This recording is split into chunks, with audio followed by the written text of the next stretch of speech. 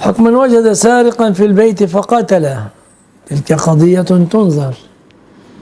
عندنا القضاء له دور في هذه المسألة وتقييمها.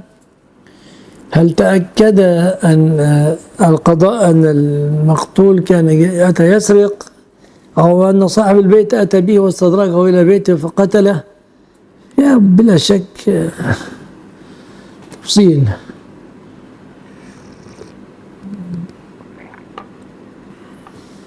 قد قال النبي عليه السلام: جاء رجل النبي صلى الله عليه وسلم فقال: يا رسول الله، رأيت رجلا جاء يريد أخذ مالي، قال: لا تعطيه. قال: أرأيت إن قتلني؟ قال: قاتله. قال: أرأيت إن قتلني؟ قال: أنت شهيد. قال: أرأيت إن قتلته؟ قال: هو في النار. في تفصيل بلا ريب. معذرة يا شيخ. لا حرج، لا تعتذر، هات ما عندك. يا أستاذ معذرة. لا تستحي.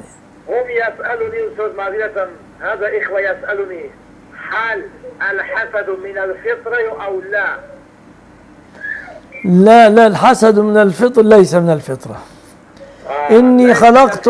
إني خلقت مقدر كل شيء، لكن إني خلقت عبادي حنفاء فجاءتهم الشياطين فاجتالتهم عن دينهم وحرمت عليهم ما أحللت لهم.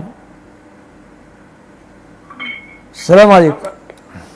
لكن كل شيء مقدر، كل شيء مقدر قدره ربي.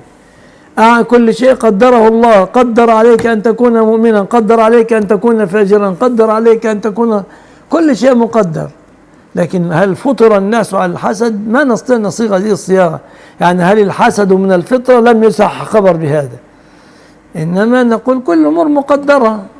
الهداية مقدرة، والإيمان مقدر، والغواية مقدرة، والإضلال مقدر.